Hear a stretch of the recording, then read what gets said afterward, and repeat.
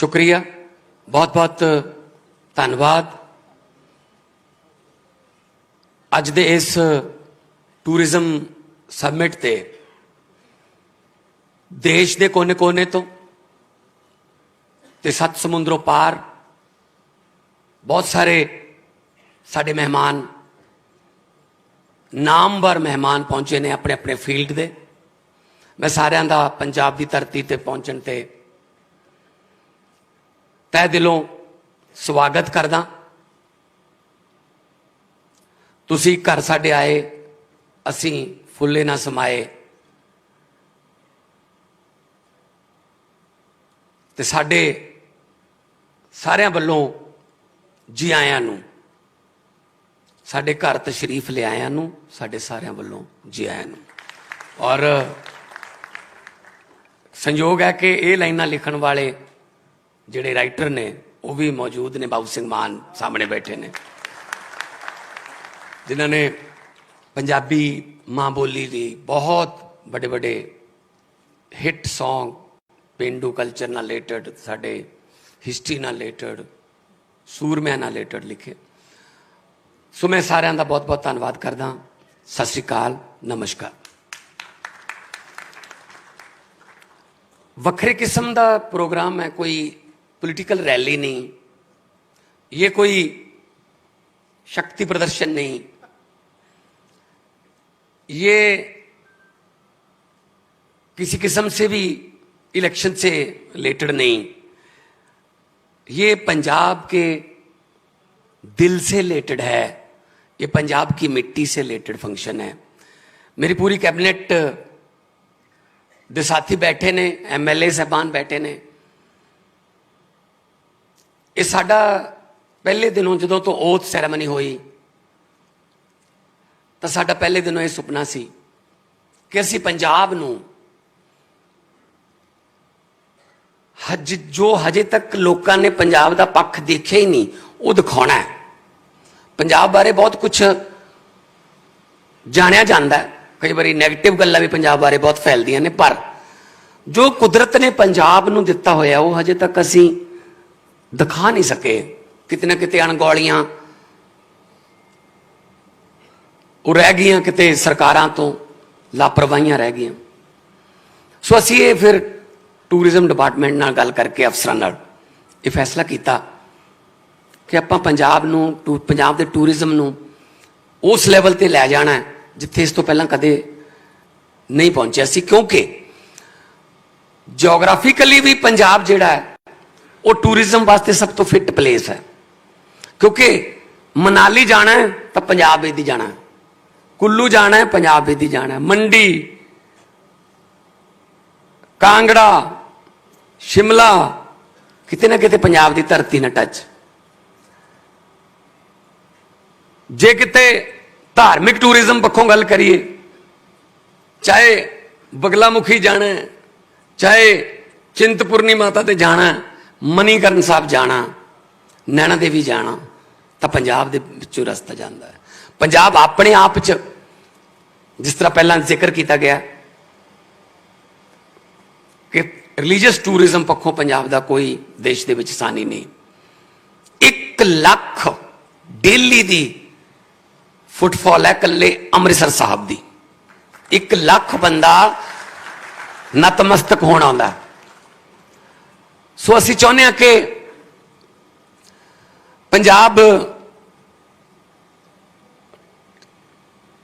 Travel वाले पास्यों, पंजाब देखने वाले पास्यों, टूरिज्म वाले पास्यों लोगों को दिखाइए कि साडे कोले कुदरत ने की दिता।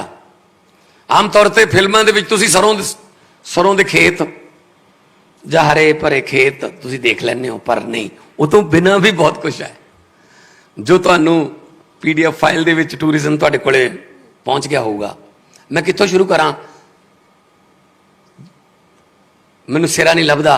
क्योंकि पंजाब वो धरती है जिथे हर पिंड दे विच 12,600 दे करीब पिंड ने, हर पिंड दे विच वो कोई पिंड है या नहीं होगा जिथे किसी ਸ਼ਹੀਦ ਦਾ ਬੁੱਤ ਨਾ ਹੋਵੇ ਜਾਂ ਸ਼ਹੀਦ ਦੇ ਨਾਂ ਤੇ ਉਹਦਾ ਗੇਟ ਨਾ ਹੋਵੇ ਜਾਂ ਸਟੇਡੀਅਮ ਨਾ ਹੋਵੇ ਜਾਂ ਸਕੂਲ ਨਾ ਹੋਵੇ, ਭਾਵੇਂ ਆਜ਼ਾਦੀ ਤੋਂ ਪਹਿਲਾਂ ਵਾਲੀਆਂ ਸ਼ਹੀਦੀਆਂ, ਭਾਵੇਂ ਆਜ਼ਾਦੀ ਵੇਲੇ ਦੀਆਂ ਸ਼ਹੀਦੀਆਂ, ਭਾਵੇਂ ਆਜ਼ਾਦੀ ਤੋਂ ਬਾਅਦ ਆਜ਼ਾਦੀ ਨੂੰ ਬਚਾ ਕੇ ਰੱਖਣ ਦੀਆਂ ਸ਼ਹੀਦੀਆਂ ਹੋਣ। ਸਾਡਾ ਕੋਈ ਪਿੰਡ ਇਹੋ ਜਿਹਾ ਨਹੀਂ ਹੈਗਾ ਜਿੱਥੇ ਕੋਈ ਸ਼ਹੀਦੀ ਬਲੀਦਾਨ ਨਾ ਦਿੱਤਾ ਗਿਆ ਹੋਵੇ।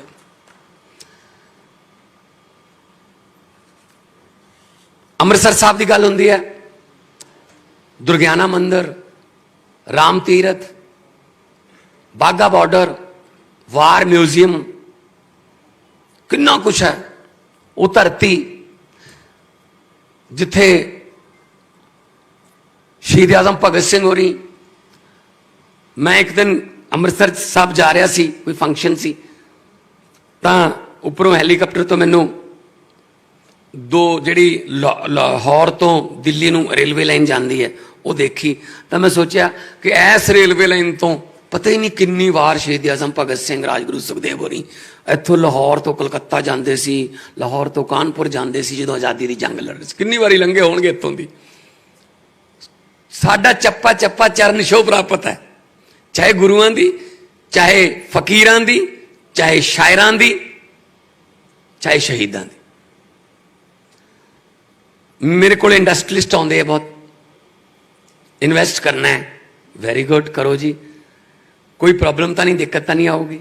ਮੈਂ ਉਹਨਾਂ ਨੂੰ ਕਹਿਣਾ ਕਿ ਸਰਕਾਰੀ ਤੌਰ ਤੇ ਤਾਂ ਚਲੋ ਅਸੀਂ ਦਿੱਕਤਾਂ ਦੂਰ ਕਰ ਦਾਂਗੇ, ਸਰਕਾਰੀ ਤੌਰ ਤੇ ਤਾਂ ਕੋਈ ਨਹੀਂ ਆਉਣੀ, ਪਰ ਇੱਕ ਗੱਲ ਮੈਂ ਤੁਹਾਨੂੰ ਕਹਿਣੀ ਚਾਹੁੰਦਾ, ਜਿਹੜੇ ਬੰਦੇ ਨੇ, ਜਿਸ ਤਰ੍ਹਾਂ ਸੁਨੀਲ ਪੌਲ ਨੇ ਗੱਲ ਕਹੀ ਕਿ ਜਿਹੜੇ ਬੰਦੇ ਨੇ ਇੱਕ ਵਾਰੀ ਪੰਜਾਬ ਦੇ ਵਿੱਚ ਕੋਈ ਕੰਮ ਸ਼ੁਰੂ ਕਰ ਲਿਆ, ਇੰਨੀ ਬਰਕਤ ਵਾਲੀ ਧਰਤੀ ਹੈ, ਉਹਨੂੰ ਘਾਟਾ ਨਹੀਂ ਪੈਂਦਾ ਜੀ। ਇੰਨੀ ਬਰਕਤ ਵਾਲੀ ਧਰਤੀ, ਉਹਨੂੰ ਘਾਟਾ ਨਹੀਂ ਪਊਗਾ ਕਦੇ। ਮੈਂ ਪੰਜਾਬੀਆਂ ਬਾਰੇ ਕਹਿਣਾ ਹੁੰਦਾ, ਅਸੀਂ ਗਲੋਬਲ ਸਿਟੀਜ਼ਨ ਆ। ਫਿਜੀ ਤੋਂ ਲੈ ਕੇ ਵੈਸਟ ਕੋਸਟ ਜਿਹੜਾ ਕੈਲੀਫੋਰਨੀਆ ਦਾ, ਉੱਥੇ ਤੱਕ ਚਲੇ ਜਾਓ, ਤੁਹਾਨੂੰ ਪੰਜਾਬੀ ਜ਼ਰੂਰ ਮਿਲੂਗਾ, ਔਰ ਸਕਸੈਸਫੁਲ ਪੰਜਾਬੀ ਮਿਲੂਗਾ। ਪੰਜਾਬੀ ਕਦੇ ਭੀਖ ਮੰਗਦਾ ਨਹੀਂ ਮਿਲੂਗਾ ਤੁਹਾਨੂੰ, ਕਦੇ ਸਕਸੈਸਫੁਲ, ਉਲਟ ਹਾਲਾਤਾਂ 'ਚ ਕੰਮ ਕਰਕੇ ਸਕਸੈਸਫੁਲ। ਇੱਥੋਂ ਗਏ ਸੀ ਜਦੋਂ ਦਿੱਲੀ ਵਾਲੇ 에ਅਰਪੋਰਟ ਤੋਂ, ਜਦੋਂ ਜਹਾਜ਼ ਨੇ ਟਾਇਰ ਤਾਂ ਉੱਪਰ ਚੱਕ ਲਏ, ਰਨਵੇ ਤੋਂ ਉੱਡਿਆ, ਤਾਂ ਜਿਹੜੇ ਉਹਨਾਂ ਦੇ ਜੇਬਾਂ 'ਚ 20 ਰੁਪਏ ਜਾਂ 50 ਰੁਪਏ ਸੀ, ਕਾਗਜ਼ ਬਣ ਜਾਂਦੇ ਸੀ। ਕਿਤੇ ਨਹੀਂ ਬਦਲਾਉਂਦਾ ਸੀ ਉਸ ਵੇਲੇ ਭਾਰਤ ਦੀ ਕਰੰਸੀ ਨੂੰ। ਤੇ ਜਾ ਕੇ ਉੱਥੇ ਮਿਹਨਤਾਂ ਕੀਤੀਆਂ, 18 ਘੰਟੇ ਕੰਮ ਕੀਤਾ। ਮੈਨੂੰ ਫਰਾਂਸ ਦੇ ਵਿੱਚ ਕੁਝ ਬੰਦੇ ਮਿਲੇ, ਜਦੋਂ ਐਜ਼ ਐਨ ਆਰਟਿਸਟ ਮੈਂ ਸ਼ੋਅ ਕਰਨ ਜਾਂਦਾ ਸੀ। ਉਹ ਕਹਿੰਦੇ ਜੀ ਜਦੋਂ ਇੱਥੇ ਆਏ ਸੀ ਤਾਂ ਇੰਨੀ ਜ਼ਿਆਦਾ ਠੰਡ ਸੀ ਕਿ ਪਹਿਲਾਂ ਤਾਂ ਸਾਨੂੰ ਜਿਹੜਾ ਸਟੋਵ ਹੈ ਉਹ ਬਾਲ ਕੇ ਟੂਟੀ ਥੱਲੇ ਕਰਨਾ ਪੈਂਦਾ ਸੀ, ਤਾਂ ਕਿ ਜੰਮਿਆ ਹੋਇਆ ਪਾਣੀ ਜਿਹੜਾ ਉਹ ਪਿਘਲ ਸਕੇ ਤੇ ਚਾਹ ਬਣਾਉਣ ਵਾਸਤੇ ਪਾਣੀ ਦਾ ਗਲਾਸ ਭਰੀਏ। ਤੇ ਅੱਜ ਉਹ ਸਭ ਤੋਂ ਮਹਿੰਗੇ ਬਿਜ਼ਨਸਾਂ ਦੇ ਮਾਲਕ ਨੇ, ਸਭ ਤੋਂ ਮਹਿੰਗੇ ਉਹਨਾਂ ਕੋਲ ਗੱਡੀਆਂ ਨੇ, ਤੇ ਉਹਨਾਂ ਦੇ ਅੰਡਰ 200 250 ਫਰਾਂਸ ਦੇ ਸਿਟੀਜ਼ਨ, ਫਰਾਂਸ ਦੇ ਗੋਰੇ ਕੰਮ ਕਰਦੇ ਆ ਉੱਥੇ ਉਹਨਾਂ ਦੇ ਅੰਦਰ। ਇਹ ਪੰਜਾਬੀ ਹੈ ਜੀ, ਇਹ ਮਿਹਨਤੀ ਕੌਮ ਹੈ, ਹਾਰਡ ਵਰਕਿੰਗ ਕੌਮ। ਜਿੱਥੇ ਜਾਂਦੇ ਆ ਮੁਕਾਮ ਬਣਾ ਲੈਂਦੇ ਆ। ਅੱਜ ਵਰਲਡ ਬੈਂਕ ਦਾ ਜਿਹੜਾ ਹੈਡ ਹੈ ਉਹ ਪੰਜਾਬੀ ਹੈ ਜੀ। ਵਰਲਡ ਬੈਂਕ ਦਾ ਹੈਡ ਜਿਹੜਾ ਉਹ ਪੰਜਾਬੀ ਹੈ। ਸੋ ਅਸੀਂ ਪੂਰੀ ਦੁਨੀਆ ਦੇ ਵੱਡੇ ਵੱਡੇ ਬਿਜ਼ਨਸ, ਵੱਡੇ ਵੱਡੇ ਅਹੁਦਿਆਂ ਤੇ ਤੈਨਾਤ ਹਾਂ, ਕਿਉਂਕਿ ਸਾਡੇ ਕੋਲੇ ਵਿਰਸਾ ਬਹੁਤ ਕੀਮਤੀ ਵਿਰਸਾ ਸਾਡੇ ਕੋਲੇ, ਕੁਰਬਾਨੀਆਂ ਸਾਡੇ ਕੋਲੇ ਪਈਆਂ। ਜੇ ਮੈਂ ਗੱਲ ਕਵਾਂ ਕਰਤਾਰ ਸਿੰਘ ਸਰਾਭਾ ਜੀ, ਕਰਤਾਰ ਸਿੰਘ ਸਰਾਭਾ ਪਿੰਡ ਹੈ ਲੁਧਿਆਣੇ ਤੋਂ 10 ਕਿਲੋਮੀਟਰ ਦੂਰ।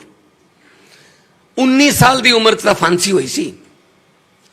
ਉਸ ਤੋਂ ਪਹਿਲਾਂ 17 ਸਾਲ ਦੀ ਉਮਰ 'ਚ ਉਸ ਵੇਲੇ ਵਰਕਲੇ ਯੂਨੀਵਰਸਿਟੀ ਕੈਲੀਫੋਰਨੀਆ 'ਚ ਪਾਇਲਟ ਦਾ ਕੋਰਸ ਕਰਨ ਗਏ ਸੀ। ਉੱਥੇ ਫਿਰ ਗਦਰੀ ਬਾਬਿਆਂ ਨਾਲ ਮੀਟਿੰਗ ਹੋਈ, ਦੇਸ਼ ਆਜ਼ਾਦੀ ਦੀ ਜੰਗ 'ਚ ਪੈ ਗਏ। 19 ਸਾਲ ਦੀ ਉਮਰ 'ਚ ਫਾਂਸੀ ਹੋ ਗਈ। 300 ਏਕੜ ਤੋਂ ਵੱਧ ਜ਼ਮੀਨ ਦੇ ਮਾਲਕ ਸੀ ਕਰਤਾਰ ਸਿੰਘ ਸਰਾਭਾ। ਜੇ ਉਹ ਕਹਿ ਦਿੰਦੇ ਆਪਾਂ ਨੇ ਕੀ ਲੈਣਾ ਹੈ, ਆਪਣੇ ਕੋਲ ਹੈਗੀ ਹੈ ਜ਼ਮੀਨ, ਪਰ ਨਹੀਂ। ਜੇ ਉਹਨਾਂ ਨੇ ਇਹ ਕਹਿ ਦਿੱਤਾ ਹੁੰਦਾ ਆਪਾਂ ਨੇ ਕੀ ਲੈਣਾ, ਫਿਰ ਆਪਾਂ ਇਹ ਅੱਜ ਇਸ ਮਾਹੌਲ 'ਚ ਨਾ ਹੁੰਦੇ। ਸੋ ਸਾਡੇ ਕੋਲੇ ਸ਼ਹੀਦ ਆਜ਼ਮ ਭਗਤ ਸਿੰਘ, ਰਾਜਗੁਰੂ ਸੁਖਦੇਵ ਹੋਰਾਂ ਦੀਆਂ, ਲਾਲਾ ਲਾਜਪਤ ਰਾਏ ਜੀ ਦੀਆਂ ਸਾਡੇ ਕੋਲੇ ਕਿੰਨੀਆਂ ਹੀ ਕਹਾਣੀਆਂ, ਕਿੰਨੇ ਬलिदान ਦੀਆਂ ਸਾਖੀਆਂ ਪਈਆਂ ਨੇ। ਗੁਰੂ ਨਾਨਕ ਸਾਹਿਬ ਦੀ ਪੈਦਲ ਤੁਰ ਤੁਰ ਕੇ ਪੂਰੀ ਦੁਨੀਆ ਨੂੰ ਸੱਚ ਦਾ ਹੋਕਾ ਦੇਣ ਦੀਆਂ ਕਿੰਨੀਆਂ ਹੀ ਜ਼ਿਆਦਾ ਉਦਾਹਰਨਾਂ ਪਈਆਂ ਨੇ। ਇਹੀ ਕਾਰਨ ਹੈ ਕਿ ਸਾਡੇ ਕੋਲ, ਜਿਸ ਤਰ੍ਹਾਂ ਕੇ.ਵੀ. ਰਾਓ ਜੀ ਨੇ ਕਿਹਾ ਕਿ ਬਲੈਸਡ ਧਰਤੀ ਹੈ, ਯੂਕਰੇਨ 'ਚ ਜੰਗ ਲੱਗੀ ਹੋਵੇ ਜਾਂ ਤੁਰਕੀ 'ਚ ਭੁਚਾਲ ਆਇਆ ਹੋਵੇ, ਇੰਟਰਨੈਸ਼ਨਲ ਸੰਸਥਾਵਾਂ ਉੱਥੇ ਪਹੁੰਚਣ ਨਾ ਪਹੁੰਚਣ, ਸਾਡਾ ਲੰਗਰ ਪਹਿਲਾਂ ਪਹੁੰਚ ਜਾਂਦਾ ਹੈ, ਕਿਉਂਕਿ ਉਹ 20 ਰੁਪਏ ਦਾ ਸੀਗਾ। ਉਹ 20 ਰੁਪਏ ਦਾ ਲੰਗਰ ਬਹੁਤ ਸਾਲ ਪਹਿਲਾਂ ਲੱਗਿਆ ਸੀ। 20 ਰੁਪਏ ਦਾ ਭੁੱਖੇ ਸਾਧੂਆਂ ਨੂੰ ਗੁਰੂ ਨਾਨਕ ਸਾਹਿਬ ਨੇ ਭੋਜਨ ਛਕਾਇਆ ਸੀ। ਉਹ 20 ਰੁਪਏ ਨਹੀਂ ਮੁੱਕਣੇ। ਆਉਣ ਵਾਲੀਆਂ ਕਈ, ਜਦੋਂ ਤੱਕ ਚੰਦ ਸੂਰਜ ਧਰਤੀ ਰਹੂ, ਉਹ 20 ਰੁਪਏ ਮੁੱਕਣੇ ਨਹੀਂ। ਉਹ ਸਾਡੇ ਕੋਲੇ ਵਿਰਸੇ 'ਚ ਪਏ ਨੇ। ਐਸੀ FD ਕਰਾ ਕੇ ਗਏ ਨੇ ਗੁਰੂ ਸਾਹਿਬ ਕਿ ਮੁੱਕਣੀ ਨਹੀਂ ਕਦੇ। ਸੋ ਸਾਡੇ ਕੋਲ ਕਲਚਰ ਹੈ, ਅਸੀਂ ਹੱਸਣ ਖੇਡਣ ਨੱਚਣ ਟੱਪਣ ਵਾਲੇ ਲੋਕ ਹਾਂ। ਕੋਈ ਵੀ ਵਿਆਹ, ਕੋਈ ਸ਼ਾਦੀ ਪੰਜਾਬੀ ਭੰਗੜੇ ਬਿਨਾ ਨਾ ਕੰਪਲੀਟ ਮੰਨੀ ਜਾਂਦੀ ਹੈ, ਨਾ ਪੰਜਾਬੀ ਖਾਣੇ ਬਿਨਾ। ਔਰ ਪੰਜਾਬੀ ਨੇ ਜਿੱਥੇ ਜਾਣਗੇ ਆਪਣਾ ਖਾਣਾ ਤੇ ਗਾਣਾ ਇਹ ਨਾਲ ਲੈ ਕੇ ਜਾਂਦੇ ਆ। ਤੁਸੀਂ ਜਿਹੜੇ ਮਰਜ਼ੀ ਢਾਬੇ ਤੇ ਰੁਕ ਜਾਓ, ਨਾਲੇ ਤਾਂ ਆਲੂ ਦਾ ਪਰੌਂਠਾ, ਨਾਲ ਹੀ ਕੈਸਟਾਂ ਤੇ ਸੀਡੀਆਂ ਦੀ ਦੁਕਾਨ ਹੁੰਦੀ ਹੈ। ਇੱਧਰਲੇ ਪਾਸੇ ਖਾਣਾ ਹੈ, ਇੱਧਰਲੇ ਪਾਸੇ ਗਾਣਾ ਹੈ, ਇਹ ਨਾਲ ਹੀ ਲੈ ਕੇ ਜਾਂਦੇ। ਸੋ ਇਸੇ ਕਰਕੇ ਪੰਜਾਬ ਜਿਹੜਾ ਉਹ ਅਲੱਗ ਹੈ, ਕਿਉਂਕਿ ਭਾਰਤ ਹੈ ਵਾਂਗ ਮੁੰਦਰੀ ਵਿੱਚ ਨਗ ਪੰਜਾਬ ਦਾ। अगर इंडिया, अगर देश हमारा, चलो इंडिया कहता मैं,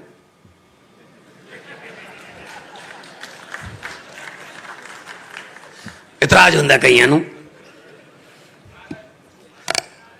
भारत, हिंदुस्तान, तो ये साडा जे देश जिहड़ा है, जे नंबर 1 देश बनाउणा है दुनिया च, ਉਹਦੀ ਇੱਕੋ ਇੱਕ ਛੋਟੀ ਜਿਹੀ ਸ਼ਰਤ ਹੈ ਬਸ, ਪੰਜਾਬ ਨੂੰ ਨੰਬਰ 1 ਸੂਬਾ ਬਣਾ ਦਿਓ। ਉਹ ਤੋਂ ਬਾਅਦ ਫਿਰ ਦੇਸ਼ ਨੰਬਰ 1 ਬਣੂਗਾ। ਇੰਡਸਟਰੀ ਪੱਖੋਂ, ਐਜੂਕੇਸ਼ਨ ਪੱਖੋਂ, ਹੈਲਥ ਫੈਸਿਲਿਟੀਜ਼ ਪੱਖੋਂ, ਕਲਚਰ ਪੱਖੋਂ ਕੋਈ ਕਮੀ ਨਹੀਂ। ਅਸੀਂ ਜਦੋਂ ਦੀ ਸਰਕਾਰ ਬਣੀ ਅਸੀਂ ਲੱਗੇ ਹੋਏ ਹਾਂ। ਅਸੀਂ ਹੈਲਥ ਵਾਲੇ ਪਾਸੇ ਕੰਮ ਕਰ ਰਹੇ ਹਾਂ। ਅਸੀਂ ਮੈਡੀਸਿਟੀ ਸਾਡਾ ਬਣ ਰਿਹਾ, ਤਿਆਰ ਹੋ ਰਿਹਾ। ਅਸੀਂ ਮੈਡੀਕਲ ਟੂਰਿਜ਼ਮ ਵੱਲ ਵੀ ਖਾਸ ਤੌਰ ਤੇ ਧਿਆਨ ਦੇ ਰਹੇ ਹਾਂ। ਅਸੀਂ ਮੈਡੀਕਲ ਕਾਲਜ ਬਣਾਵਾਂਗੇ, ਬਣ ਰਹੇ ਨੇ। ਕਪੂਰਥਲਾ ਤੇ ਹੁਸ਼ਿਆਰਪੁਰ ਸ਼ੁਰੂ ਹੋ ਚੁੱਕੇ ਨੇ। ਇੱਥੇ ਵੀ ਆ ਬਿਲਕੁਲ ਨਾਲ ਹੀ ਗੁਆਂਢ 'ਚ, ਪੜੋਸ ਦੇ ਵਿੱਚ ਹੀ ਹੈ ਜਿਹੜਾ ਮੋਹਾਲੀ ਵਾਲਾ ਮੈਡੀਕਲ ਕਾਲਜ। ਇਹ ਸਾਨੂੰ ਆਈਡੀਆ ਕਿੱਥੋਂ ਆਇਆ ਕਿ 23 ਜ਼ਿਲ੍ਹੇ ਨੇ ਯਾਰ, ਲਗਭਗ ਹਰ ਜ਼ਿਲ੍ਹੇ ਨੂੰ ਕੋਈ ਨਾ ਕੋਈ ਮੈਡੀਕਲ ਕਾਲਜ ਟੱਚ ਕਰੇ। ਇਹ ਉਦੋਂ ਆਇਆ ਜਦੋਂ ਮੈਨੂੰ ਯੂਕਰੇਨ 'ਚੋਂ 350 MBBS ਦੇ ਸਟੂਡੈਂਟ ਕੱਢਣੇ ਪੈ ਗਏ ਬਾਹਰ ਉੱਥੋਂ, ਜਦੋਂ ਲੜਾਈ ਲੱਗੀ। ਅਸੀਂ ਕਿਹਾ ਯਾਰ 25 ਸਾਲ ਪਹਿਲਾਂ ਆਜ਼ਾਦ ਹੋਇਆ ਮੁਲਕ ਹੈ, ਉੱਥੇ ਜਾ ਰਹੇ ਆਪਣੇ ਬੱਚੇ MBBS ਕਰਨ। ਕਾਰਨ ਇੱਥੇ 3 ਕਰੋੜ ਲੱਗਦਾ, ਉੱਥੇ 30 ਲੱਖ ਲੱਗਦਾ, ਆਹ ਫਰਕ ਹੈ। ਅਸੀਂ ਕਿਹਾ ਯਾਰ ਕਿਉਂ ਨਹੀਂ ਅਸੀਂ ਐਜੂਕੇਸ਼ਨ MBBS ਲੈਵਲ ਦੀ ਇੱਥੇ ਨਹੀਂ ਦੇ ਪ੍ਰੋਵਾਈਡ ਕਰਾ ਸਕਦੇ, ਅਸੀਂ ਇੱਥੇ ਕਰਵਾਵਾਂਗੇ। ਇੱਥੇ ਸਾਡੇ ਪੜ੍ਹ ਕੇ ਬੱਚੇ MBBS ਕਰਨ। ਫਿਰ UPSC ਦੇ ਅਸੀਂ ਟ੍ਰੇਨਿੰਗ ਸੈਂਟਰ ਖੋਲ ਰਹੇ ਹਾਂ 8, ਔਰ ਫ੍ਰੀ ਐਜੂਕੇਸ਼ਨ, ਫ੍ਰੀ ਟ੍ਰੇਨਿੰਗ ਹੋਊਗੀ ਹਰ ਇੱਕ ਵਾਸਤੇ। ਉੱਥੇ ਹੀ ਹੋਸਟਲ ਹੋਊਗਾ ਰਹਿਣ ਵਾਸਤੇ, ਉੱਥੇ ਹੀ ਲਾਇਬ੍ਰੇਰੀ ਹੋਊਗੀ, ਕਿਉਂਕਿ ਸਿਟਿੰਗ ਬਹੁਤ ਕਰਨੀ ਪੈਂਦੀ ਹੈ UPSC ਕਲੀਅਰ ਕਰਨ ਲਈ। ਸੋ ਸਾਡੇ ਬੱਚੇ ਪੜ੍ਹਨ, IAS IPS ਪੂਰੇ ਦੇਸ਼ ਜਾ ਕੇ ਸੇਵਾ ਕਰਨ, ਕੋਈ ਪ੍ਰੋਬਲਮ ਨਹੀਂ। ਮੈਨੂੰ ਦੱਸਦਿਆਂ ਖੁਸ਼ੀ ਹੋ ਰਹੀ ਹੈ, ਮੈਨੂੰ ਮੂੰਹ ਜ਼ਬਾਨੀ ਯਾਦ ਹੈ ਗੱਲ, ਜਦੋਂ ਤੋਂ ਅਸੀਂ ਇਨਵੈਸਟ ਪੰਜਾਬ सबमिट किया। मैं खुद गया सी, हैदराबाद भी मैं गया, मैं चेन्नई गया, बेंगलोर गया, मुंबई गया, मैं सारिਆਂ ਨੂੰ सद्दा पत्र देन गया कि आओ पंजाब च आओ। तो मैनू दसदियां बड़ी खुशी हो रही है, हुण तक 50,840 करोड़ रुपए का इन्वेस्टमेंट जी इत्थे आ चुकी है।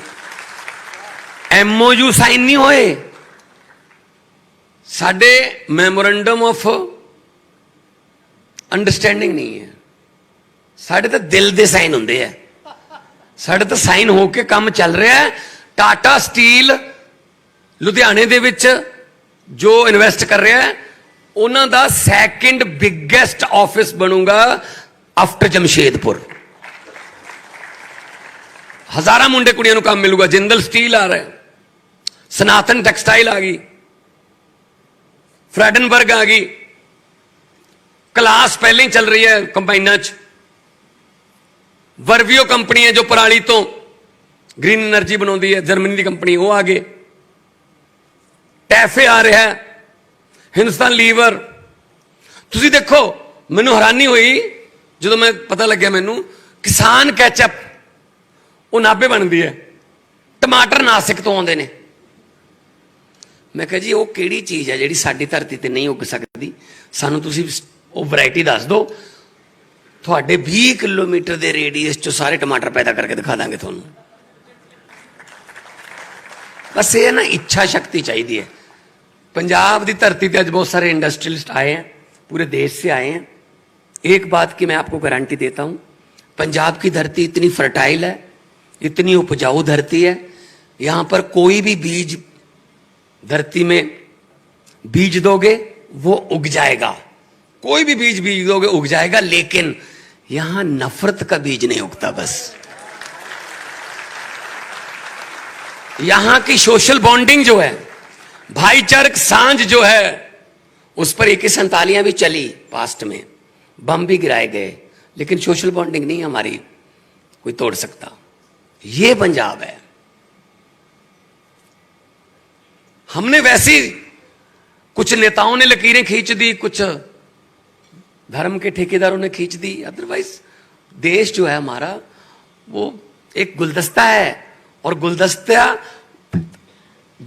है ना, वो तभी अच्छा लगता है जब अलग अलग रंग के फूल हों। एक ही रंग के फूलों का गुलदस्ता आप ज्यादा देर देख नहीं सकते। हर फूल की अपनी खुशबू है, हर फूल का अपना रंग है। तो एक बात मैं और कहनी चाहता हूं, जो हमारे टूरिज्म से रिलेटेड यहां पे इन्वेस्ट करेंगे, हम पंजाब के साथ दोस्ती करेंगे, कि यूं तो कोई चीज किसी की अमानत नहीं होती, और अमानत में कभी खयानत नहीं होती। बच के रहना हमारी दोस्ती से, क्योंकि हमारी दोस्ती की कैद में जमानत नहीं होती। मर्जी आपकी है, एक बार दोस्ती हो गई जमानत नहीं मिलेगी भाई साहब। तो मैं इस बात से खुश हूं कि आप लोग इतना एनर्जेटिक माहौल में बैठे हैं, और यहां पे सारे इंडस्ट्रियलिस्ट बैठे हैं। और किसी ने मुझे कहा कि कपिल शर्मा को भी आप इंडस्ट्रियलिस्ट कह रहे हो, कल मैं कुछ बाइट दे रहा था कहीं, मैंने कहा हाँ जी वो इंडस्ट्रियलिस्ट है, कहते नहीं यार वो तो आर्टिस्ट है। मैंने कहा नहीं, कपिल के आने से पहले कॉमेडी इंडस्ट्री नहीं थी, आजकल कॉमेडी भी एक इंडस्ट्री है। और कपिल, सुनील पॉल, एहसान भाई, ये सब लोग इन्होंने इंडस्ट्री क्रिएट की है नई, और उसको चला रहे हैं सब सक्सेसफुली, तो इंडस्ट्रियलिस्ट है ये। Laughter is the best medicine. और सबसे ज्यादा बड़ी उद्योग जो है वो आजकल यही है। आजकल तो डॉक्टर भी अपनी प्रिस्क्रिप्शन में लिखते हैं हंसना जरूर है। भूल गए हम हंसना, जो हमको भगवान ने दी थी एक नेमत, वो वापस कर दी हमने। मतलब इतनी लंबी दौड़ों में हम लोग पड़े हुए हैं, पता ही नहीं जाना कहां है, जिधर पड़ोसी भाग रहा है उधर ही चलते जाओ। वो आदमी बहुत दुखी है जिसका पड़ोसी सुखी है, भागते चले जा रहे हैं। क्यों यार, कुछ देश के लिए करो, कुछ समाज के लिए करो। छीनना क्या हो जाएगा? सुकून नहीं मिलता ऐसे। सुकून मिलता है ईमानदारी के पैसे से, सुकून मिलता है दिल से किसी की मदद करने से। उस सुकून की किसी करेंसी में कोई वैल्यू नहीं होती। और हमारे पास पंजाब में इतनी बड़ी बड़ी हमारे गुरुओं ने मानवता के संदेश दिए, नानक नाम चढ़दी कला, तेरे भाने सर्वत दा भला। पूरी दुनिया की भलाई हर रोज सुबह शाम करोड़ों स्पीकरों में बोला जाता है, गुरबानी में है। वो लोग हैं हम। मैं एक बात सुनानी चाहता हूं आपको। एक गरीब आदमी था, मजदूर था, मजदूरी करता था, सुबह काम पे जाता था, जो शाम तक को कमाता था वही परिवार को खिलाता था। उसने सोचा यार ये तो फिर ऐसी जिंदगी निकल जाएगी, चलो ऐसा करते हैं अगली पीढ़ी तो कम से कम कुछ कर जाए, उनको तो इतना गरीबी में गुर्बत में ना जीना पड़े। तो उसने कहा मैं थोड़ा पेट काट के गुजारा कर लूंगा, कम खा लूंगा, बच्चे को पढ़ा लेता हूं। तो थोड़ा बचत करने लगा, बच्चे को पढ़ा लिया अच्छे स्कूल में। बच्चा भी इंटेलिजेंट था, जज बन गया बच्चा। बहुत खुशी हुई इलाके में, मजदूर का बेटा जज बन गया। जिस दिन जज साहब ने अपनी कुर्सी पर, अपने पद पर बैठना था, उस दिन उसका पिता भी चला गया कि मेरा बेटा आज जज बन के पहली बार कुर्सी पे बैठेगा। बधाई देने के लिए वो भी चला गया कचहरी में, कोर्ट में। जज साहब के चैम्बर में पहुंचा और बेटे के कंधे पर हाथ रख के, बेटा बैठा था कुर्सी पर, उसे कंधे पर हाथ रख के बोला बेटा बहुत बहुत बधाई हो, जज बन गए। अब तुझे मैंने एक बात पूछनी है तुझसे, मुझे ये बता कि इस समय तेरी नजर में दुनिया का सबसे ताकतवर, दुनिया का सबसे खुशकिस्मत और दुनिया का सबसे खुश इंसान कौन हो सकता है तेरी नजर में आज? तो जज साहब ने कहा पिताजी मैं किसी को भी बरी कर सकता हूं, किसी को भी सजा दे सकता हूं, मैं ताकतवर हूं। बाप ने कहा एक बार फिर बता दे बेटा, इस समय आपकी नजर में दुनिया का सबसे खुशनसीब, खुश और ताकतवर बंदा कौन हो सकता है? उसने कहा जी पिताजी मैं। कहता ठीक है बेटा। दिल टूट गया। जाने लगा, डोर के पास खड़े होके पीछे मुंह करके फिर पूछा, बाप का प्यार जागा थोड़ा, कि बेटा बता दे एक बार फिर, इस वक्त दुनिया का सबसे खुशनसीब, खुश और ताकतवर बंदा कौन हो सकता है तेरी नजर में? कहता पिताजी तुम। वो वापस आ गया, कहता यार यही बात मैंने आपसे 15 सेकंड पहले 2 बार पूछी थी, तो आपने अपना नाम लिया था, अब तुम कह रहे हो कि मेरा नाम ले रहे हो। उस जज ने, उस बेटे ने, मजदूर के बेटे ने जवाब दिया, पिताजी जब आपने पहली 2 बार पूछा था ना मुझसे, तब आपका हाथ मेरे कंधे पर था। जिस आप जैसे बाप का हाथ जिसके कंधे पर हो, उससे ज्यादा खुशनसीब, उससे ज्यादा खुश और ताकतवर कौन हो सकता है? और जब आपने तीसरी बार डोर के पास जाके पूछा, उस समय आपका हाथ मेरे कंधे पर नहीं था। ताकतवर तो तुम ही हो, बस मेरे कंधे पर हाथ है आपका बस। तो हमारे पास ऐसे गुरु हैं, ऐसी गुरबानी है कि कंधे पर हाथ है पंजाबियों के, उन गुरुओं की बानी का और उन शहीदों के बलिदानों का। इसीलिए सबसे खुश, सबसे खुशकिस्मत और सबसे ताकतवर पंजाब ही होगा, पंजाब ही करना। मैं आंकड़ों में नहीं पढ़ना चाहता कि हमारे पास क्या है, कितने बिलियन डॉलर, कितने लाख सैलानी। मैं तो सीधा बोलने वाला हूं कि भाई यहां आएंगे, मक्की की रोटी सरसों का साग का सीजन तो शुरू होने वाला है, बस अक्टूबर में हो जाता है। वही साग तड़का लग लग के 12 फरवरी तक चलता है, और जितना तड़का लगता जाएगा साग अच्छा होता जाएगा। हर फेस्टिवल सीजन हमारा, फेस्टिवल तो हमारा हर रोज कोई ना कोई फेस्टिवल होता है। अभी तीयां, गिद्दा तीयां तीज दियां बोल देने उन्होंने, वो होके हटिया। अगे दिवालियां, दशहरे, होले मुहल्ले, विसाखियां, लोहड़ियां वो आ रही हैं। असी ਅੰਮ੍ਰਿਤਸਰ ਸਾਹਿਬ ਦੇ ਵਿੱਚ ਇੱਕ ਨਵਾਂ ਪ੍ਰੋਜੈਕਟ ਲੈ ਕੇ ਆ ਰਹੇ ਹਾਂ, ਸੈਲੀਬ੍ਰੇਸ਼ਨ ਪੁਆਇੰਟ। ਉਹਦੇ 'ਚ ਕੀ ਕਰਾਂਗੇ, ਅਸੀਂ 50 ਜਾਂ 100 ਏਕੜ ਦੇ ਨੇੜੇ ਤੇੜੇ ਜ਼ਮੀਨ ਲੈ ਕੇ ਥੋੜਾ ਬਾਹਰ ਸ਼ਹਿਰ ਤੋਂ, ਉੱਥੇ ਮੈਰਿਜ ਪੈਲੇਸ, ਉੱਥੇ ਖੁਸ਼ੀ ਮਨਾਉਣ ਲਈ ਬੈਂਕੁਏਟ ਹਾਲ ਤੇ ਨਾਲ ਹੀ ਉੱਥੇ ਰਹਿائش ਦਾ ਪ੍ਰਬੰਧ ਹੋਊਗਾ। 25,000 ਰੁਪਏ ਤੋਂ ਲੈ ਕੇ 10 ਲੱਖ ਰੁਪਏ ਤੱਕ ਦੇ ਜਿਹੜੇ ਬੈਂਕੁਏਟ ਹਾਲ ਨੇ। ਤੁਸੀਂ ਚਾਹੁੰਦੇ ਹੋ ਆਪਣੇ ਬੇਟੇ ਦੀ शादी अपनी बेटी की शादी श्री ਅੰਮ੍ਰਿਤਸਰ ਸਾਹਿਬ ਦੀ ਪਵਿੱਤਰ ਧਰਤੀ ਤੇ ਹੋਵੇ ਤੇ ਉਸੇ ਦਿਨ ਹੀ ਅਸੀਂ ਮੱਥਾ ਟੇਕ ਕੇ ਆਈਏ ਤਾਂ ਤੁਹਾਡੇ ਕਾਨੂੰਨ ਮੁਤਾਬਕ ਉੱਥੇ ਤੁਹਾਨੂੰ ਜਿਹੜੀ ਹੈ ਬੈਂਕਟ ਹਾਲ ਮਿਲੂਗਾ, ਨਾਲ 3 ਸਟਾਰ 4 ਸਟਾਰ ਹੋਟਲ ਵੀ ਹੋਊਗਾ।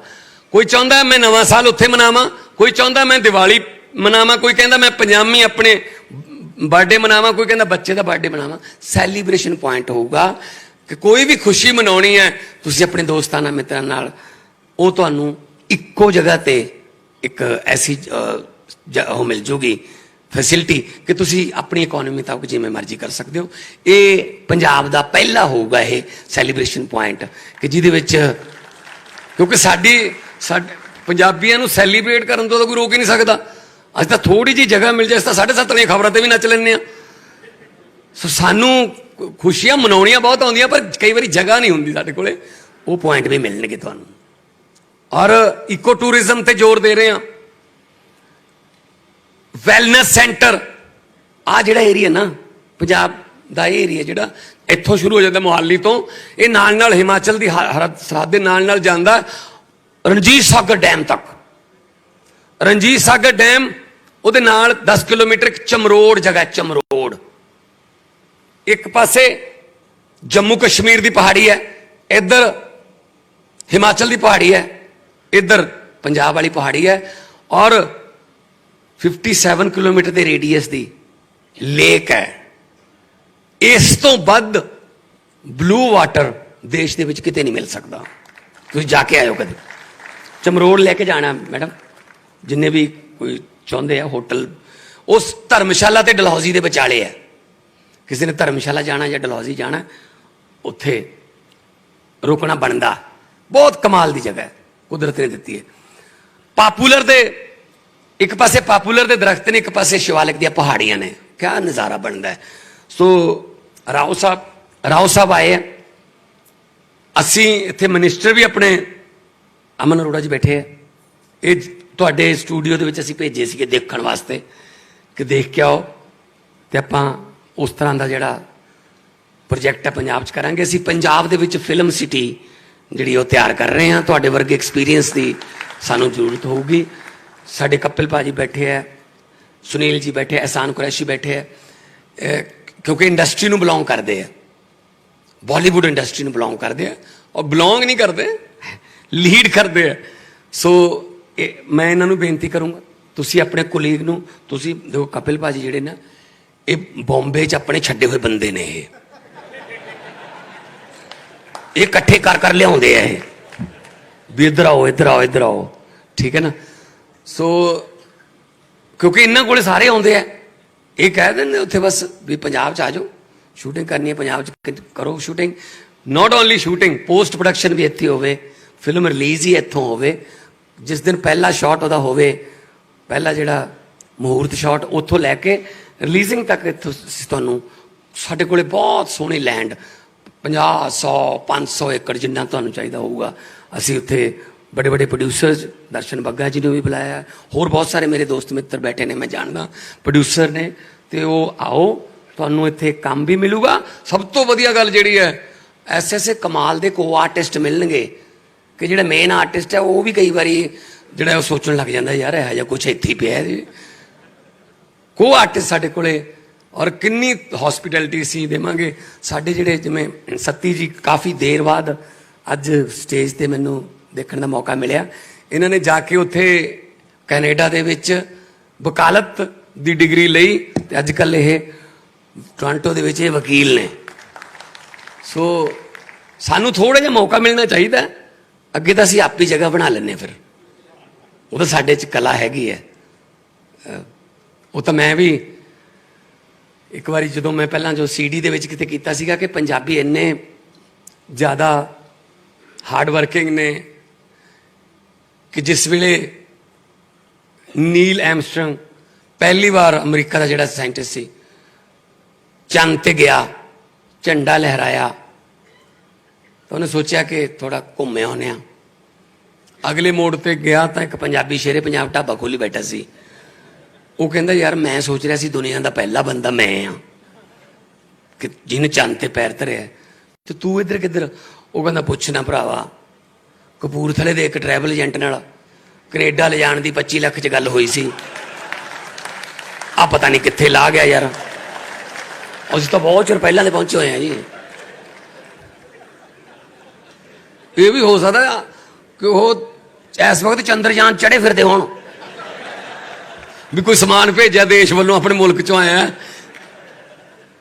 असीं तो इन्ने एडवांस असीं इस मामले च।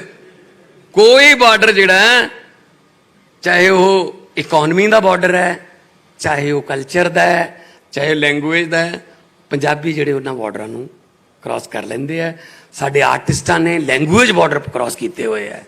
एडे एडे कमाल के कलाकार राइटर साडे कोले अज भी इत्थे मौजूद ने। तो इंडस्ट्रीलिस्ट खास तौर पर मैं तुहानूं बेनती करदा, होटल इंडस्ट्री च आउणा है, वाटर टूरिज्म च आउणा है, तुसी जो तुसी कहोगे। साडी पॉलिसी इतनी फ्लैक्सीबल है। कई बार की होंदा ना, कोई चीज़ नूं वरत के इस्तेमाल करके बाद च पता लगता है कि इह च की कमियां ने। जे तुहानूं कोई कमी लगूगी साडी टूरिज्म पॉलिसी च तां तुसी सुझाव दिओ, असीं उस हिसाब नाल अपना जिहड़ा टूरिज्म दा पॉलिसी है वो तुहाडे अकॉर्डिंगली कर लांगे। साडे नाल साडे सचदेवा साहब बैठे ने, ये साडे नाल पहले दिनों इन्वैस्ट पंजाब च पहले दिनों काम कर रहे हैं। सो मैं तो यही कहना, अच्छा इदों पहला पता की हुंदा सी, देखो सिंगल विंडो तो हुंदी सी पहला भी, पर हरेक अफसर की अपनी अपनी विंडो हुंदी सी। असीं कहा भी ये तो नहीं चलूगा। सो मैं कित्थों पता लग्या, मेरे को एक इंडस्ट्री वाले आए, कपिल एक इंडस्ट्रियलिस्ट थे, वो कहते जी पंजाब में इंडस्ट्री लगानी है, इतने 100 करोड़ में इन्वेस्ट करूंगा और इतने लोगों को काम मिलेगा। मैंने कहा बहुत अच्छी बात है, बस सरकार की तरफ से सपोर्ट चाहिए। मैंने कहा जी बिल्कुल सपोर्ट देंगे आपको। फिर उसने कहा सर पहले मैं 2 बार आया था, एक बार बादल साहब थे, एक बार कैप्टन साहब थे, मैं पहले से भी सोच रहा हूँ यहाँ इन्वेस्ट करने के लिए, बस सरकार की तरफ से सपोर्ट चाहिए। मैंने कहा मिलेगी, बिल्कुल मिलेगी। फिर बातों में मैं चाय आ गई, चाय पीने से पहले फिर सर पहले सपोर्ट मिली नहीं, अगर सरकार की सपोर्ट मिल जाए कमाल हो जाएगा। मैंने सोचा यार सरकार की सपोर्ट पर बहुत जोर दे रहा है। मैंने कहा ज़्यादा से ज़्यादा क्या मांगेगा, क्या बिजली सस्ती दे दो, मुझे ज़मीन सस्ती खरीद के दे दो, इससे और क्या सपोर्ट मांगेगा। मैंने कहा जी what kind of support you need, कौन कैसी सपोर्ट चाहिए आपको सरकार की तरफ से। कहना जी बस तंग मत करना। मैं कहा यार इंडस्ट्रियलिस्ट गवर्नमेंट के पास आके कह रहा है जी ये सपोर्ट चाहिए कि हमें तंग मत करना। हमने कहा जी वो वाला जमाना चला गया जो हिस्से मांगते थे, जो प्रॉफिट में से हिस्से मांगते थे। पहले इंडस्ट्रियलिस्ट आते थे, एक परिवार के साथ MOU साइन करते थे। अब इंडस्ट्रियलिस्ट आते हैं 3.5 करोड़ पंजाबियों के साथ MOU साइन होता। और जैसा कि बार बार हम भी बोलते हैं कि हमारे यहाँ बहुत से लड़के बाहर जा रहे हैं, विदेश में जाने का बहुत, सबसे ज़्यादा देश में शायद हमारे स्टेट में ही होगा। वो क्यों जा रहे हैं? वो इसलिए जा रहे हैं कि उनको यहाँ डिग्री के मुताबिक काम नहीं मिलता। तो अभी हम उस सिलसिले में बहुत जोर से लगे हुए हैं। अभी परसों ही मैं 560 सब इंस्पेक्टर को, उससे पहले पटवारियों को, अब तक 16 तारीख को 1.5 साल हो जाएगा गवर्नमेंट बने हुए, 35,848 सरकारी नौकरियों के नियुक्ति पत्र बांट चुके हैं जी हम, और वो भी विदाउट एनी रिश्वत, विदाउट एनी लॉबिंग और सिफारिश। कल ही मेरे पास एक फोन आया, मेरा दोस्त है, उसका गांव है, छोटा सा गांव है। उसने कहा जी आज हमारी पंचायत इकट्ठी हुई है सारे गांव और लंगर चल रहा है, जलेबियां भी बनाई हैं। आजादी के बाद 70 साल में हमारे गांव में एक भी सरकारी मुलाजिम नहीं था।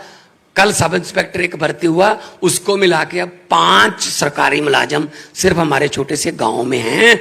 उसके लिए हम खुशी मना रहे हैं, जलेबियों का लंगर चल रहा है। ये देखिए ना, 70 साल में एक भी मौका नहीं मिल रहा। कहां से फिर क्यों नहीं जाएंगे वो, इधर उधर जाएंगे? टैलेंट है, ब्रेन ड्रेन हो रहा है, हमारे दिमाग बाहर जा रहे हैं। अकेला वो नहीं जाता, साथ में 35 लाख रुपया, साथ में जब उसके माता पिता जाएंगे तो सब कुछ, यहां घर को ताला लग जाता है। तो ये ब्रेन ड्रेन जो है ना, इसको एक ही तरीके से रोका जा सकता है, जब रोजगार मिल जाए डिग्री के मुताबिक। हो सकता है पहले आपको कहीं इधर से, पूना से, बेंगलोर से कुछ एक्सपर्ट लोग लाने पड़े, लेकिन आप हमें बता देना कि इनकी डिग्री ये है, आपको 2 साल में वही स्किल वाला लड़का या लड़की आपको यहीं से हम पढ़ाई करवा के डिग्री लेके दे देंगे। तो मैं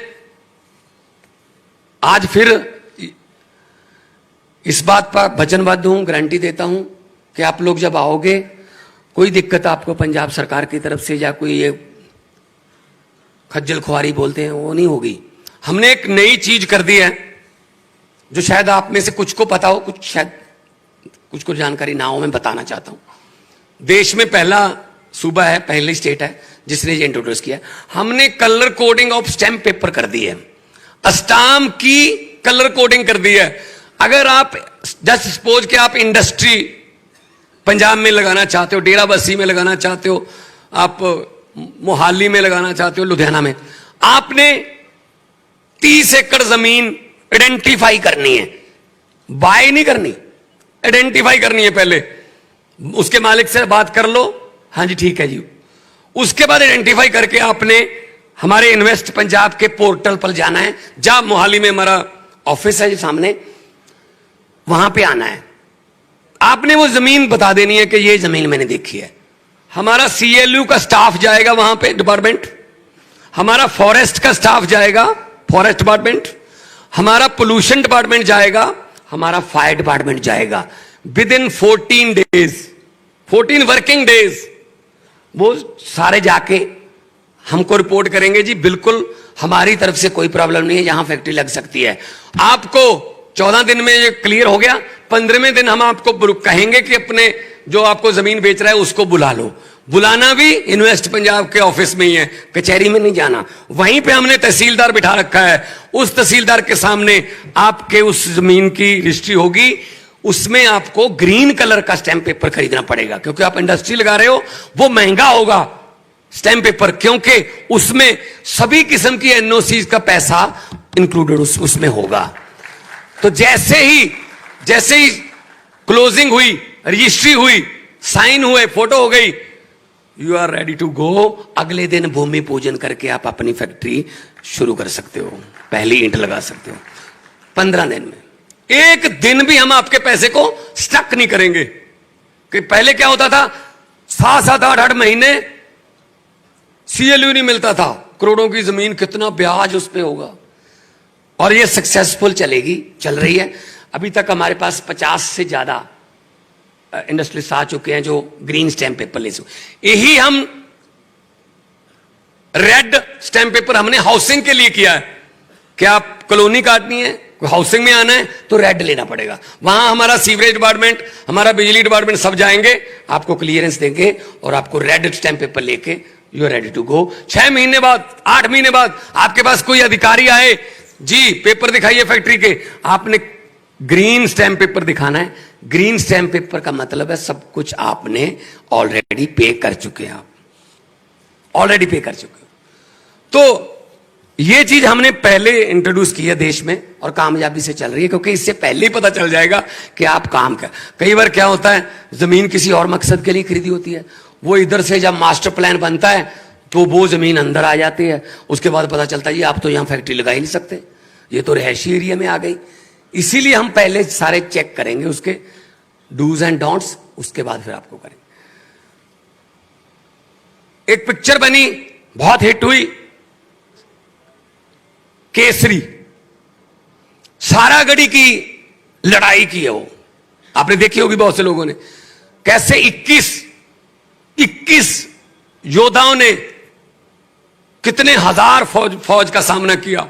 लामिसाल है, दुनिया की बड़ी लड़ाइयों में उसका नाम दर्ज है, लेकिन किसी को भी नहीं पता होगा ये कहां है, इसकी कोई यादगार या इसका कोई देखना चाहते हैं। वो फिरोजपुर में है, कल जाके उसका उद्घाटन करूंगा। वो सारागढ़ी की यादगार हम वहां पे बना रहे हैं। 1 करोड़ रुपया 2019 में जारी हुआ था। 25 लाख और मांग रहे थे डिपार्टमेंट वाले, वो 25 लाख नहीं दिया, इसलिए 1 करोड़ 4 साल हो गए वहीं पड़ा है। तो हमने कहा जी 1 करोड़ की जगह आप 50 लाख और ले लो, यादगार बनाओ, 21 के 21 नाम भी लिखो उनके सबके, और उनके फोटोज भी लगाई जाएंगी, वहां पे लोग देखने जाएंगे।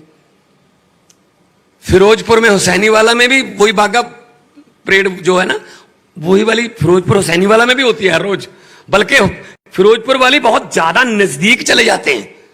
बागा में तो गेट खुलता है, वहां तो एक खोल के ना नजदीक चले जाते हैं। उस परेड को भी हमने एक मतलब टूरिज्म प्लेस बनाने के लिए एफर्ट शुरू कर दिए हैं।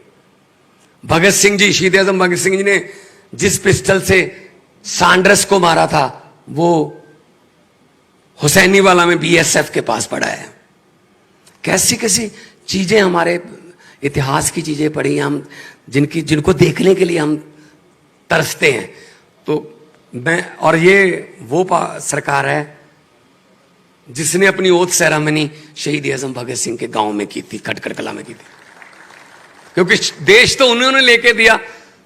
ओथ सेरेमनी के काबिल किसने बनाया? शहीद आजम भगत सिंह बगैर, जिन्होंने कुर्बानियां दी। राजगुरु जो थे महाराष्ट्र से थे, पूना से थे, तो बाकी तो सारे, भगत सिंह तो बहुत लिखते रहते थे, एडिटोरियल भी लिखते थे, मेरा रंग दे बसंती चोला सब लिखते रहते थे। राजगुरु कुछ नहीं लिखते थे, तो उनको मजाक करते रहते थे वो कि राजगुरु तुम क्या लिखोगे, कभी लिखोगे कुछ? तो राजगुरु ने कहा यार मैं भी कुछ लिखूंगा, और उसको भी कभी ना कभी स्टेज पर पढ़ा जाएगा। वो कहते कहां लिखेगा, तो कब लिखेगा? फिर पूछ रहे 2 महीने बाद, राजगुरु लिखा? नहीं यार लिखा नहीं। कब लिखेगा? फांसी का ऑर्डर हो गया। कहते राजगुरु लिखेगा? कहते लिखूंगा। जेल में पूछते रहते थे, राजगुरु फांसी का दिन नजदीक आ रहा है, कुछ लिखा? कहता नहीं अभी तो लिखा, लेकिन लिखूंगा यार। देखते हैं, फांसी वाला दिन आ गया जी। ये चीज आपको किसी ने बताई नहीं होगी। फांसी वाला दिन आ गया, सुबह 4 बजे जगाने के लिए आ गया वो सिपाही कि उठो जी आज फांसी है। तो भगत सिंह और सुखदेव ने पूछा राजगुरु कुछ लिखा? कहता अभी लिखता हूं। उसको बोला सिपाही को एक कोयला ला दे, दीवार पे कुछ लिखना है, क्योंकि फांसी के जो कैदी होते हैं उनसे सब कुछ छीन लेते हैं। उसने कोयला ला के दे दिया। तो सेंट्रल जेल लाहौर की दीवार पर राजगुरु ने हिंदी में 2 लाइनें लिखी, हम भी जी सकते थे चुप रहकर, हम भी जी सकते थे चुप रहकर, हमें भी मां बाप ने पाला था दुख सहकर। ये लिखा, आधे घंटे बाद फांसी होगी भाई साहब। ये लोग हैं हमारे पास, वो भी चुप रह के जी सकते थे। क्या जरूरत पड़ी थी अंग्रेजों से माथा लड़ाइयां लेने की? लेकिन एक जज्बा, एक जुनून, तो उसी जुनून से हम पंजाब के लिए, देश के लिए काम करें। लॉ एंड ऑर्डर बिल्कुल परफेक्ट, और उसमें हम बड़े बड़े रसालों ने यहां पे किया है। इंडिया टुडे ने किया था। अब इंडिया टुडे का नाम क्या होगा? भारत टुडे, भारत टुडे उसने किया। हम दूसरे नंबर पर हैं, बेस्ट लॉ एंड ऑर्डर। पहले गुजरात है, दूसरे नंबर पर है। और मैं फिर कहता हूं, यहां लोग भाईचारे से रहने वाले लोग हैं, एक दूसरे से गले मिलने वाले लोग हैं। हाथ मिलाने का कम है, हाथ मिला के खींचने का ज्यादा रिवाज है हमारे यहां, जप्फी डालने का। तो आप आइए, इतनी बड़ी बड़ी इंडस्ट्री पहले आ चुकी है, और भी उनके सिस्टर कंपनीज आ रही हैं। आपको किसी भी चीज की जरूरत रहेगी, हम यहां पे सरकार की तरफ से आपके साथ रहेंगे। हमारी डिसीजन मेकिंग टीम यहीं बैठी है। हम ज्यादा नहीं करते कि उसमें वो फाइल इधर जाएगी, वो उधर जाएगी ना। बताइए, काम करना पंजाब के लिए। मेरा एक ही मकसद रहता है, कितने बेरोजगारों को रोजगार दे दोगे? यूनिट 2 लगाने हैं, 3 लगाओ जी, 1000 बंदे को, 1000 लड़के लड़कियों को और काम दे दो। तो मैं, मेरी पंजाब की जनरेशन के हाथ में से बेरोजगार हैं जो, उनके हाथों में से टीका छीन कर टिफिन पकड़ाना चाहता हूं। वो काम पे जाएं, शाम को घर पे वापस आए। आते जाते रहती हैं सरकारें, लेकिन कुछ कर जाएं तो दुआएं मिलती हैं। और गरीब की दुआ और परमात्मा की दरगाह, ये एक ही रास्ता है सीधा, नो बाईपास, सीधा जाती है वहां पे।